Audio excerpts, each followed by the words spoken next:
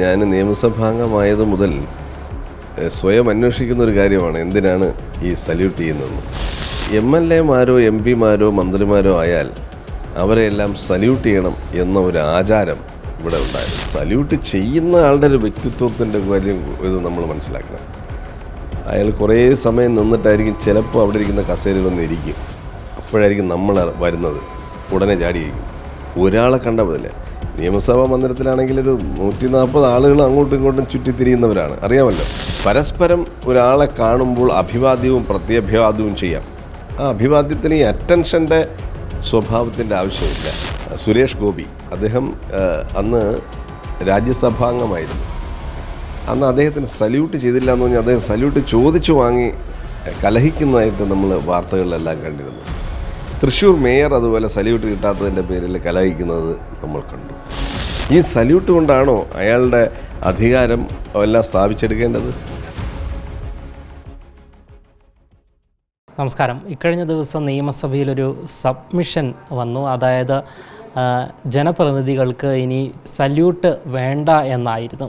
ഈ പോലീസ് ഉദ്യോഗസ്ഥരും അതുകൂടാതെ മറ്റ് സേനാംഗങ്ങൾ ഉൾപ്പെടെയുള്ളവർ നിരന്തരം ജനപ്രതിനിധികൾക്ക് സല്യൂട്ട് നൽകുന്നൊരു പ്രവണതയുണ്ട്. എന്തായാലും ഈ ഒരു വിഷയവുമായി ബന്ധപ്പെട്ട് കോവളം MLA ആയ വിൻസെൻ്റാണ് ഇത്തരത്തിലൊരു സബ്മിഷനുമായി മുൻപോട്ട് വന്നത്. എന്നാലും ഈ ഒരു സബ്മിഷന് അനുമതി ലഭിച്ചിട്ടില്ല. എന്തായാലും ഇത്തരത്തിലൊരു സബ്മിഷനുമായി മുന്നോട്ട് വരാനുള്ള കാരണം എന്താണ് എന്ന് കോവളം MLA ആയ വിൻസെൻ്റ് തന്നെ ഇപ്പോൾ മറുനാടനോട് വിശദീകരിക്കുകയാണ്. നിയമസഭയിൽ ഇക്കഴിഞ്ഞ ദിവസം വ്യത്യസ്തമായൊരു സബ്മിഷൻ കൊണ്ടുവരുന്നു. ഇതുവരെയും ഇത്തരത്തിലുള്ളൊരു സബ്മിഷൻ വന്നിട്ടില്ല എന്ന് തോന്നുന്നു. എന്തായാലും ഇതിന് അനുമതി ലഭിച്ചില്ല. ഈ ജനപ്രതിനിധികൾക്ക് പോലീസും മറ്റ് സേനാംഗങ്ങളും സല്യൂട്ട് നൽകേണ്ട എന്നുള്ളതായിരുന്നു. ഇത്തരത്തിലൊരു സബ്മിഷൻ കൊണ്ടുവരാനുള്ള കാരണം എന്തായിരുന്നു? ഇത് ഞാൻ നിയമസഭാംഗമായത് മുതൽ സ്വയം അന്വേഷിക്കുന്ന ഒരു കാര്യമാണ് എന്തിനാണ് ഈ സല്യൂട്ട് ചെയ്യുന്നതെന്ന്. അതുവരെ ഇല്ലായിരുന്നു. ഞങ്ങൾ പൊതുരംഗത്ത് അപ്പോഴും നമ്മളുണ്ടായിരുന്നല്ലോ. എം എൽ എമാരോ എം പിമാരോ മന്ത്രിമാരോ ആയാൽ അവരെല്ലാം സല്യൂട്ട് ചെയ്യണം എന്ന ഒരു ആചാരം ഇവിടെ ഉണ്ടായിരുന്നു. ഞാൻ നിയമസഭാംഗമായി നിയമസഭാ മന്ദിരത്തിലേക്ക് കടക്കുമ്പോഴാണ് മെയിൻ ഗേറ്റിൽ തന്നെ കൂട്ട സല്യൂട്ട് അടിയായിരുന്നു. പിന്നെ നിയമസഭാ മന്ദിരത്തിലെ സല്യൂട്ടിനെ കുറിച്ച് പറയാൻ വേണ്ട. ആ മന്ദിരത്തിലോട്ട് കയറുമ്പോൾ സല്യൂട്ട്, ലിഫ്റ്റിലോട്ട് കയറുമ്പം ആ കോർണറിൽ സല്യൂട്ട്, ലിഫ്റ്റിൽ നിന്ന് ഇറങ്ങുമ്പോൾ സല്യൂട്ട്. പിന്നെ ഇതൊരു ഷഡ്ഭുജാകൃതിയിലാണ് ഇത്. അപ്പോൾ ഏത് കോർണറിലോട്ട് പോയാലും അവിടെ എല്ലാം സല്യൂട്ടുണ്ട്. നിയമസഭാ ഹാളിലേക്ക് കയറുമ്പോൾ വീണ്ടും സല്യൂട്ട്, വാഷ്റൂമിൻ്റെ അടുത്തേക്ക് പോകുമ്പോൾ അതിൻ്റെ ഫ്രണ്ടിലും ആൾക്കാർ കാണും സല്യൂട്ട് ചെയ്യാൻ, ക്യാൻറ്റീനിൽ പോയാൽ എവിടെയും സല്യൂട്ട്. ഇത് നമുക്ക് അരോചകമല്ല. ഈ സല്യൂട്ട് ചെയ്യുന്ന ആളുടെ ഒരു വ്യക്തിത്വത്തിൻ്റെ കാര്യം ഇത് നമ്മൾ മനസ്സിലാക്കണം. അയാൾ കുറേ സമയം നിന്നിട്ടായിരിക്കും ചിലപ്പോൾ അവിടെ ഇരിക്കുന്ന കസേരയിൽ വന്നിരിക്കും. അപ്പോഴായിരിക്കും നമ്മൾ വരുന്നത്, ഉടനെ ചാടിയിരിക്കും.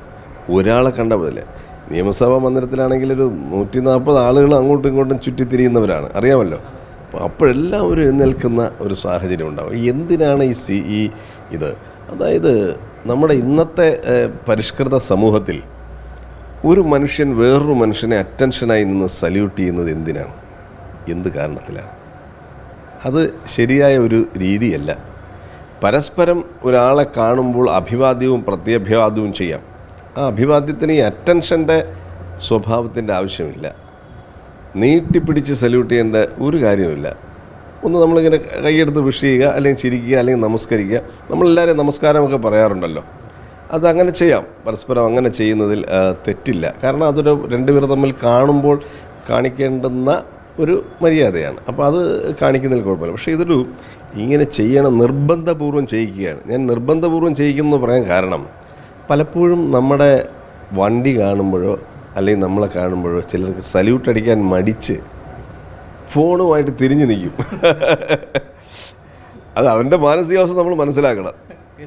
ഇവരെല്ലാവരെയും നമ്മൾ സല്യൂട്ട് ചെയ്യണമല്ലോ, അങ്ങനെ കരുതിയിട്ട് ചെയ്യുന്നവരുണ്ട്.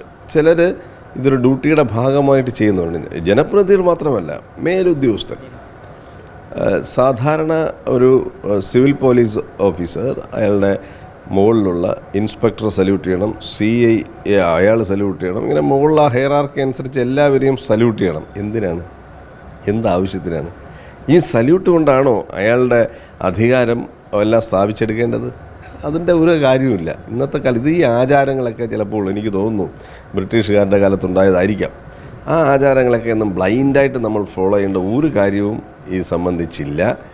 ഈ സല്യൂട്ട് മാറുന്നതോടുകൂടി ഈ സേനാംഗങ്ങൾക്കുണ്ടാകുന്ന ഒരു റിലീഫ് നമുക്ക് അവരുടെ വ്യക്തിത്വത്തിലുണ്ടാകുന്ന മാറ്റം വലുതാണ്. നമ്മൾ ചെറുതായിട്ട് കാണരുത്, ഇതൊരു സല്യൂട്ട് ചെയ്യുന്നൊരു വിഷയമായിട്ട് മാത്രം കാണരുത്. ആ സല്യൂട്ട് ചെയ്യേണ്ടതില്ല എന്നൊരു തീരുമാനം വന്നു കഴിയുമ്പോൾ ഓരോ വ്യക്തികളിലും ഉണ്ടാകുന്ന മാനസികമായ ഒരു മാറ്റവും അവൻ്റെ വ്യക്തിത്വത്തിലുണ്ടാകുന്ന അവന് തന്നെ തോന്നുന്ന ഒരു അഭിമാനവും അത് നമുക്ക് കാണാൻ സാധിക്കും അങ്ങനെ ഒഴിവാക്കിയാൽ. ഇപ്പോൾ എല്ലാവർക്കും സല്യൂട്ട് കിട്ടണം എന്ന ഒരു ചിന്തയിലേക്ക് മാറി അല്ലേ?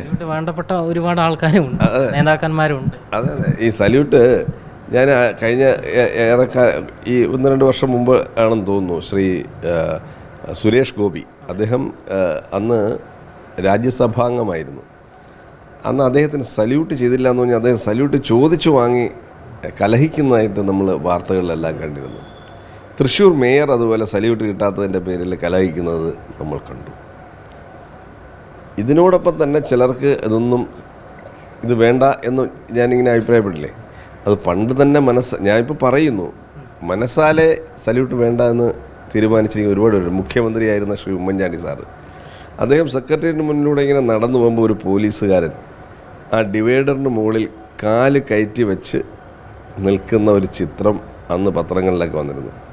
ഉമ്മൻചാണ്ടി സാർ അത് ശ്രദ്ധിച്ചതുമില്ല, അത് അങ്ങനെ നിൽക്കുന്നതൊരു അസ്വാഭാവികത സാർ കണ്ടതുമില്ല, അതിനെക്കുറിച്ചൊരു ഒരു പരാതിയോ ഒന്നും പറഞ്ഞില്ല. അപ്പോൾ ഇതുമുണ്ട്, ഒരു സുരേഷ് ഗോപി മോഡലും ഉണ്ട്, ഉമ്മൻചാണ്ടി സാർ മോഡലും ഈ സല്യൂട്ടിൻ്റെ കാര്യത്തിൽ ഉണ്ട്. കുറേ ആളുകൾക്ക് ഇത് വേണ്ട, ഇതൊരു അനാവശ്യമാണെന്നുണ്ട്, ചിലർക്കിത് കൂടിയേ തീരൂ എന്ന ഒരു ചിന്താഗതിയും ഉണ്ട്.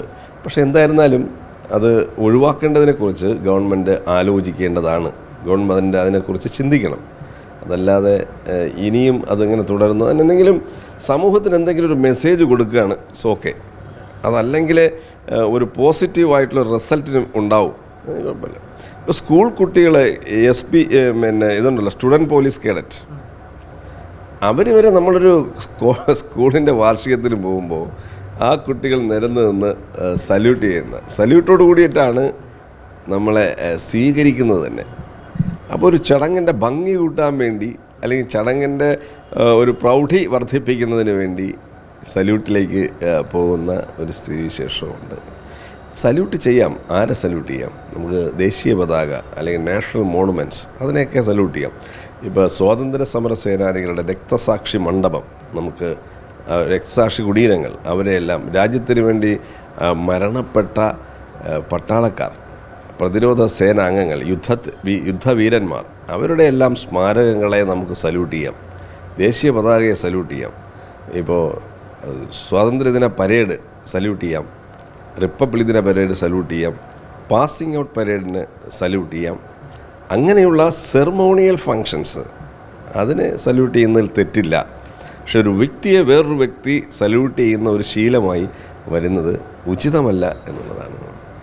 ഇന്നലെ എന്തുകൊണ്ട് സബ്മിഷന് അനുമതി ലഭിച്ചില്ല എന്നാണ് മനസ്സിലാക്കുന്നത്? സാധാരണയായി നമ്മളൊരു സബ്മിഷൻ കൊടുക്കുമ്പോൾ അതിൻ്റെ ബന്ധപ്പെട്ട വകുപ്പുകൾ ആണ് ഏത് ദിവസം പറയാം കൊടുക്കാം എന്ന് അവിടെ നിന്നാണ് കൺഫർമേഷൻ. ഇപ്പം നിയമസഭാ സെക്രട്ടേറിയറ്റിൽ നിന്ന് അതാത് വകുപ്പുകളിലേക്ക് അയക്കുന്നത്. ഇപ്പോൾ മുഖ്യമന്ത്രിയാണ് ഇതിന് മറുപടി പറയേണ്ടിയിരുന്നത്. മുഖ്യമന്ത്രിയുടെ ഓഫീസിലേക്ക് പോയി, ഓഫീസ് ബില്ലിംഗ് എല്ലാത്തതുകൊണ്ടായിരിക്കാം തരാത്തത്. ഇന്നലെ 37 സബ്മിഷൻ ഉണ്ടായിരുന്നു. സാധാരണയായി 10 സബ്മിഷനുകളാണ്, മൊത്തം 9 ഉണ്ട്. ഇന്നലെ 37 എടുത്തു. എന്നിട്ട് നമുക്കിത് അനുവാദം കിട്ടില്ല. ചിലത് ഇത്തരത്തിൽ മുഖ്യമന്ത്രിയുടെ ഓഫീസിൽ നിന്ന് അവർക്ക് യോജിക്കാത്തതും ഇഷ്ടപ്പെടാത്തതുമായ കാര്യങ്ങൾക്ക് സബ്മിഷന് രണ്ടാമത്തെ അനുഭവമാണ് എനിക്ക്. ആദ്യം ഞാൻ ഉമ്മൻചാണ്ടി സാറിൻ്റെ പേര് ഈ വിഴിഞ്ഞം തുറമുഖത്തിന് കൊടുക്കണം എന്ന് പറഞ്ഞുകൊണ്ട് സബ്മിഷൻ ഈ സഭയുടെ തുടക്കകാലത്ത് ഞാൻ കൊടുത്തിട്ടുണ്ടായിരുന്നു. പക്ഷെ അത് അനുവദിച്ചില്ല. അപ്പോൾ അത് ഞാൻ മനസ്സിലാക്കുന്നത് മുഖ്യമന്ത്രിയുടെ ഓഫീസിന് അതിനെക്കുറിച്ചൊരു മറുപടി പറയാനുള്ളൊരു വില്ലിങ്നെസ് ഇല്ലായിരുന്നു എന്നുള്ളതാണ്. ഇവർക്ക് സല്യൂട്ട് ആവശ്യമാണോ എന്ന് ആവശ്യമാണോ ഇല്ലെന്നൊന്നുമല്ല ഞാൻ ആലോചിക്കുന്നത്. അങ്ങനെ അവർ സല്യൂട്ടിനെ കുറിച്ചൊരു തീരുമാനം അവരിപ്പോൾ എടുക്കുന്നില്ല എന്നുള്ളതാണ്. അവരുടെ റെഡ് വോളണ്ടിയേഴ്സ് വരെ സല്യൂട്ട് ചെയ്യുന്ന ആൾക്കാരാണ് പരസ്പരം.